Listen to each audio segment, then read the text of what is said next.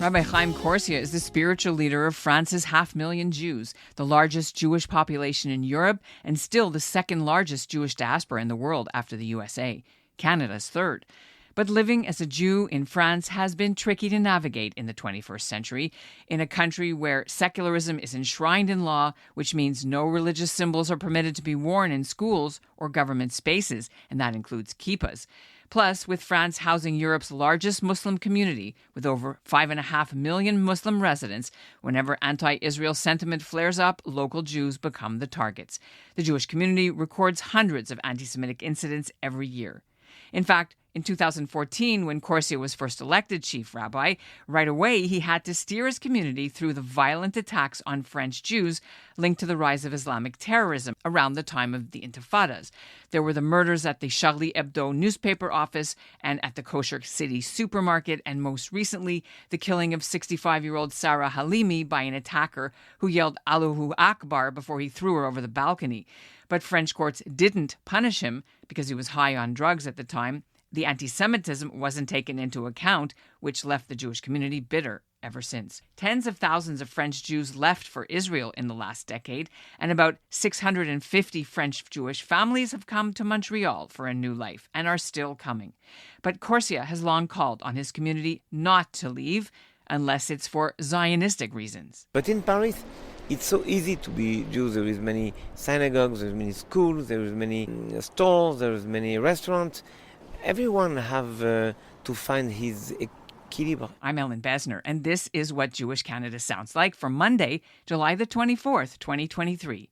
Welcome to the CJN Daily, a podcast of the Canadian Jewish News, sponsored by Metropia.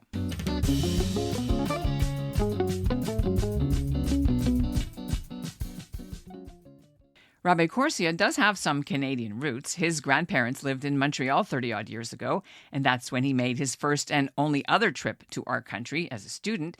His parents came to France from Algeria. His late father, Andre, was himself a rabbi, but Korsia also has multiple civilian degrees, as well as his rabbinical background. He dresses very cosmopolitan. He wears a short beard and a sport jacket. He does many media interviews, and he used to be the chief chaplain for France's armed forces. Here in Canada, he spent a hectic week at the invitation of two Sephardi Jewish groups, the CSUQ, or Communauté Séfarade Unifiée du Québec, and the Canadian Sephardi Federation. And he crisscrossed the city of Montreal and also went to Ottawa and the Laurentians to meet as many Sephardic congregations and camps and leaders as possible. And what he saw surprised him. He didn't expect to see such a strong network of long-established Jewish institutions, or what he describes as a sense of belonging to a community, which he admits Jews in his native France do not feel. I sat down with the rabbi outside his hotel on Friday. Welcome to Montreal. Outside the hotel, but in the Elie Wiesel Park. In Elie Wiesel Park, so it's very bashert that we had technical problems, and Elie Wiesel is helping us. Voilà. Now, I want to ask you, is this your first time in Canada? It's not my first time, but it's my first time in to visit all the community. It's a long time ago. I was here like a tourist, you know. Oh yeah? What did you, when were you here the first time? No, because my grandfather and my grandmother, they lived here in Van Horn. It's not so far from here.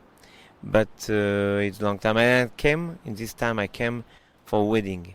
And it's very funny because I saw the Kala, the bride, and the Kala and the Khatan yesterday in a conference in the city. And it was the same pleasure to see them. But now it's different, and I met an incredible community, so well organized, and they live together and with the country. They feel very, very Canadian, and for me, it's sometimes it's an example for France, because we don't have a Jewish hospital in Paris, we don't have Jewish Mount Sinai. Place. We have many things, but we don't have that. We have senior residence in Paris, but not like Cummings building where I was. The Cummings Center, yeah. I was the first day, and I think we have to learn many things from here. Why did you come? What was the motivation for your trip? First, because it's a very important community, Jewish community in the world. And many of Ju- Jewish in Canada, and especially in Quebec, and especially in Montreal, they speak French. They're coming from Morocco, they speak French. So we have links between this community and France. Really strong links. And I think I can send rabbis here, and we have to learn that because we live together. Really, there is Sephardic community, Ashkenazi community, but they're living together. And I met all the rabbis of Montreal, and the Bet Din is a very important thing. The Bet Din, the rabbinical court, they are together. Rabbi Weiss, Rabbi Bannon, Rabbi Rabbi Sabah, they are together. One Bet Din for the city, very important. Why do you think that that's unusual? No, because in the Bible, Moses said, "Lo titgodedu." Don't make group and group. Live together. We have to learn this verse of the Bible right now, everywhere in the world. I was going to bring it up later, but you brought it up now, so let's dive right in, including the division in the Jewish community about Israel. And in the diaspora, there's a lot. There is no. There is. Sorry. There is no. No, there is There in is no Canada. division. I'm telling you, there is in Canada. I know very well France, Canada, I don't know. In Jewish community, there is no division. We support Israel definitely, deeply. And in France, we say, I say to everybody, especially to the rabbis, nous soutenons Israël avec subjectivité. We want to support Israel. We don't like this government, we don't like this government. It's not our problem. We don't live in Israel. It's a question of Israeli people. They vote, and I think it's not very frequent to vote in this area. You were telling everyone to be subjective. What does that mean? What does that look like? How do you be subjective about something that is fundamental to the Jewish people? I think there is too much anti-Semitic people to say bad things about Israel. We don't need to add our feeling. We have to support Israel. It's very simple. When you're talking about that, I know that the recent visit to France of Bezalel Smotrich was controversial because some people reported that the Jewish leaders in France shouldn't meet with him. But did you? All the institutions, we send people to meet him. So we was represented to this meeting. The circumstance of he came, and 1 day and a half they told us you have to come. Sometimes it's impossible. We had something in this time, but we sent somebody, and we never. It's forbidden for us to do something against Israel. So here in Canada, the same thing happened. Sofer came, the immigration minister. First he went to France, and then he came to Canada, his second trip. Why does the Israeli government want immigration from France and from Canada? Did they tell you? I think they want immigration for everywhere. It's their leitmotiv. We want Jews in Israel.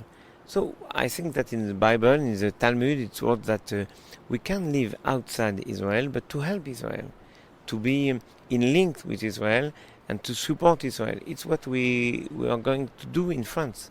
I think it's the same in Canada. Now it's finished for the other country, Argentine, all this country. Now it's there is no Hajj community. Now it's finished. There is so many Israeli people that are going out of Israel. Just you can go in Berlin. There is 150,000 Israeli in Berlin, just in Berlin. 100,000 here. And the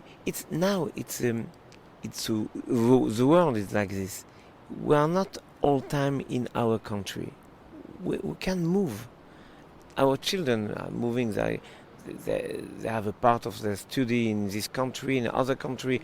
You have so many French students are coming to McGill, to University of Montreal, in state, in everywhere in the world. So now we move. So it's different. Speaking about moving, we know that after the attack in Paris, Charlie Hebdo, and then the Kasher Cité, and many French Jewish people moved here to Montreal, to Canada. What are you seeing now in France? How big is the exit still? Is it still as... Many people don't want to go in Israel, but they want to go in Canada, in Miami, in London, in Switzerland, in Italy, in many countries now. Old people, they want to go in Portugal because they don't pay tax, and it's not expensive. The life is not expensive, so you can live better than in France. The world is like this. Now you are not in your country from your birth to your death. You can move. So, and even you are going from France to Israel, it's only 4.5 planes. It means you lose more time between Paris and the suburban area if there is a huge traffic.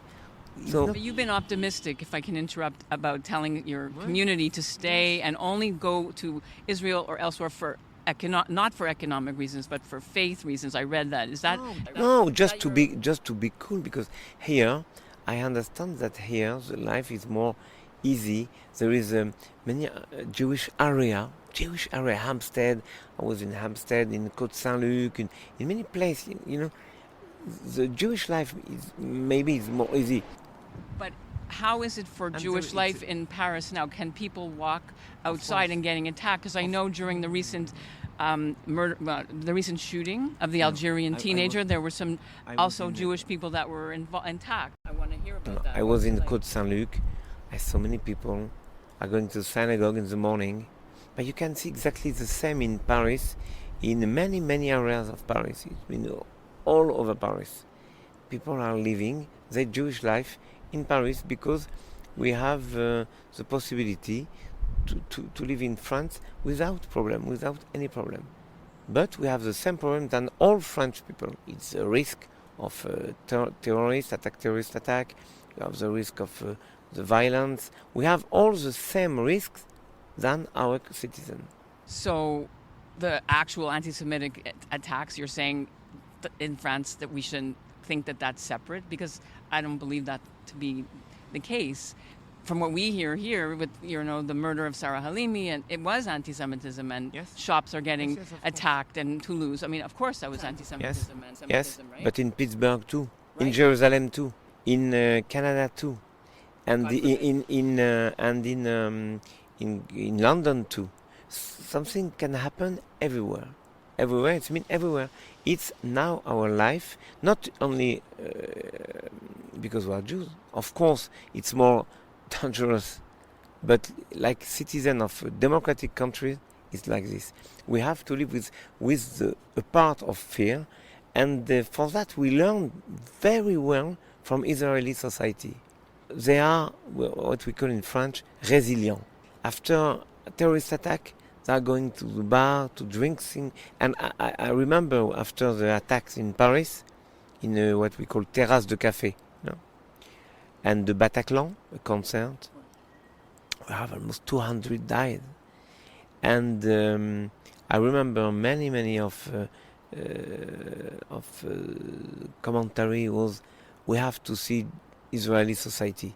They know that the most important is to live. Because just to live, is a revenge against terror. What did the people here in Montreal, when you were meeting them, I'd like to come back to your trip, what did they tell you about their concerns? What did you learn? They're living in Jewish community. For them, the synagogue, the Jewish community is very important. Even non-very religious people, because they are part of Bnei Brit, they are part of the Quebec, Federation Quebec of Sephardic community. They are part of something Jewish. And it's very important to be a part of a movement. And we have to find how to do the same in France. For many people, they are out of our community. Surprised to hear that, actually. But it's what I felt when I was here. And yet, in Quebec, in Montreal, as well as Canada, we had 2,700 anti-Semitic incidents happen last year. How much? 2,790 anti-Semitic incidents. And I know in France, you had about 500 in 2021, and you have more people than us. I mean, your attacks were more deadly than the ones here. Not now. No, Grâce à Dieu. Baruch Hashem, not now. So how do you understand that difference in the number? I think that you have to be very prudent with the numbers like this, For me, a number, just a number. We have to think that one attack, anti-Semitic, against somebody, it's too much. I don't want to say none is too much. I know that's a very sensible sentence in your country. Voilà. Yeah. But one, it's too much. And I said in France, I know because sometimes you have more 20% or less 20%. You said last 20%. You said why?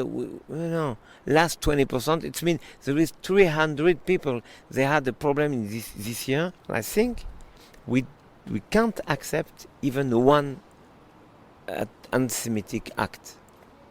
Recently, I'm sure you heard in Montreal, there were flags that were stolen on Yom Ha'atzmaut and burned by teenagers, anti-Israel. Mm-hmm. It's more about Israel now, so there is some still anti-Semitism directed as Jews. We talked about this before. But how are you seeing it directed as Jews? No.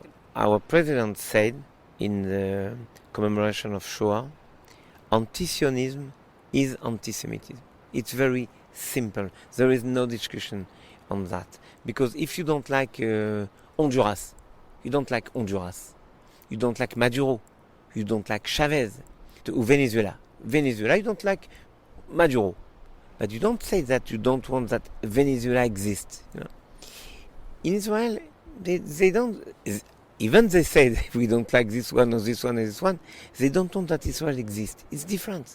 So anti-Zionism is anti-Semitism. For us in France, it's absolute the truth. And what was your message to people you met here? Did you come more to listen, or did you have some kind of message to give? I know you... Both. I think both. I saw many things. I saw many people. I spoke with many people, and I spoke about our experience in France. I think that you have to share our experience, and especially about the rabbinical system here. I think that it's a good system because it's almost like a consistoire. It's the only way to share the experience of all the community, because the community are very alone. Every community, every synagogue is one synagogue, no more. And there is Federation Sephardic of Canada and of Quebec. Okay. But all the synagogues, they are, comment on dit, indépendantes. Yeah. Indépendante. Okay? I think the link between all the synagogues, the link is the rabbis. And you have a good experience. And in France, we have the consistoire. And it is it's more easy to share experience between synagogue and synagogue, community and city and city. Here, though, I don't know if you're aware, we have a few more minutes. There is a big separation between Sephardi and Ashkenazi because the majority is Ashkenazi in Canada. And I'm sorry, but for me, I'm sorry. No, I'm sorry. For me, majority, minority. I don't understand well that. I know that every Jew is a Jew, and there is no difference. When I met all the rabbis, I met rabbis together, Sephardic and Ashkenazi, and there is no difference. For anti-Semite guy, there is no difference. And we have just to be together, and everyone have his own tradition, and it's very important to respect their tradition and to transmit their tradition. But we are together. Okay. Did you go to any Ashkenazi synagogues here? And if so, why and not? I met this morning, of course, Rabbi Weiss, of the Bedin of Montreal, and I met the Chazan of Synagogue Ashkenazi. But, I was invited by the Sephardic Federation and my friend, President Abraham El-Arar, and of course I was on this synagogue, but for me there is no difference. I can't pray in one or another one. There's no difference. In France, we have no difference. It's the same. In the consistoire, we have Ashkenazi synagogue, Sephardic synagogue, and we live together. And the rabbis are Sephardic or Ashkenazi. It's not a question. Did you make any sort of programs to have more I don't know, visits or more communication or anything between French Jews and the Quebec situation? What's going to come in the future out of it? I have to build more links between the French rabbis and the Canadian rabbis, especially. They are working together in Beddin, for the get question, all that. Yeah, but we have to build links more strong between France and Canada, and Quebec especially, but to Canada. And I will try to do it. And I can maybe send rabbis. I have to think about. But one last thing, you mentioned the similarities between French and Jews and Canadians here in Quebec. So in Quebec, you're aware of Bill 21. Do you know what that is? Mm-hmm. The laïcité law? What? Okay. Do you have an opinion about that here? Because it's a big problem. It's a big problem for the Jewish community in Quebec. It's a Quebec law. In France, we are taking example of Canada in what you call accommodement raisonnable. It means there's a law, but we can do something. There is no problem for everybody. Sometimes you have an exam on Shabbat, but it's oral, so you can pass on Friday, on Monday. There is no problem. So you can agree for that. So in France, we live in we call that laïcité. And it's very well system, very good system. We have no problem because the first law of laïcité, it's what we call liberté de pratique religieuse. We have freedom to practice our faith. So laïcité, it's a very good thing in France, and I'm sure that it will be a good thing in Canada. Except that if you're Jewish and you want to wear a kippah and you work for the government, you can't. I mean, in France too, you can't. I know. We're not used to it. You have to find another way. You don't have an obligation. No, you don't have the obligation to wear kippah. You can wear a hat. You can wear many things. The principle is not to have a kippah. It's to have something on your head. Or a Magen David. They can't wear any. But Magen David, you don't have to. You don't have to take Magen David so strong. Why do you want that everybody have to see you Magen David? It's a question. If you are working for government, you have to be neutral. For France, it's a good thing. In France, it's a very good thing, and it's a very good equilibrium. What's your final message for our listeners? I didn't ask you. Do you have something you want them to understand about your visit to Canada? What struck you the most? No, it's it's a great country, but en même temps, in the same way, it's a country that you can find your place. It's not too big for human. Voilà. Il n'est pas trop grand pour qu'il n'y ait pas cette humanité simple. Et en France, c'est pas possible comme ça?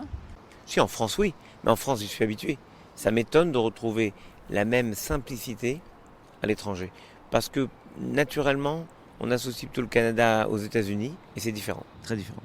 If you said that in English, people would be mad.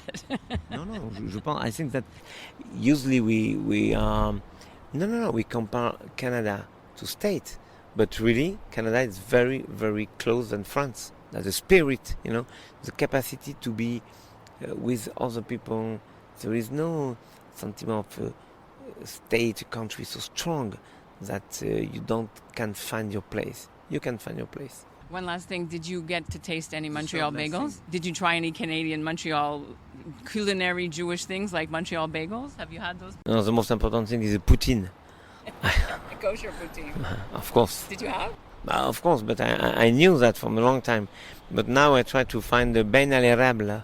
Ah, so you haven't had that yet? I have to find a kosher restaurant with the ben à l'érable. I will do it. It's been great to meet you. Voilà, Shabbat Shalom. According to the Montreal Jewish Agency, which absorbs French immigrants, since 2000, at least 650 Jewish families have moved to Montreal, although Omitz thinks there are a lot more who just came and bypassed their special France-Montreal outreach program, which the Jewish community set up in 2015. Most French Jews came then because of safety concerns, but the manager of the program, Yael Susana, says the flood dwindled to a trickle during COVID when travel was blocked. And as of this year, with the situation for Jews seeming to calm down a little bit in France, she knows of just 20 families coming so far. mostly for economic reasons, although being able to live an outwardly Jewish life is still a key motivating factor. And that's what Jewish Canada sounds like for this episode of the CJN Daily, sponsored by Metropia. Integrity, community, quality, and customer care. Today's listener shout-out goes to Elias Levy, the former CJN correspondent in Montreal, who was next in line after my interview to chat with Rabbi Korsia. And we'll end the show with a note that Monty Quinter's funeral is set for Tuesday, July the 25th in Toronto. Quinter set a record as the oldest member of the Ontario legislature. The former Liberal politician died a few days ago. He was 92. He represented the heavily Jewish Toronto riding of York Centre for 23 years, until ill health in 2018 forced him to step away from politics. We'll have much more on him in the coming days here on the CJN Daily. Thanks for listening.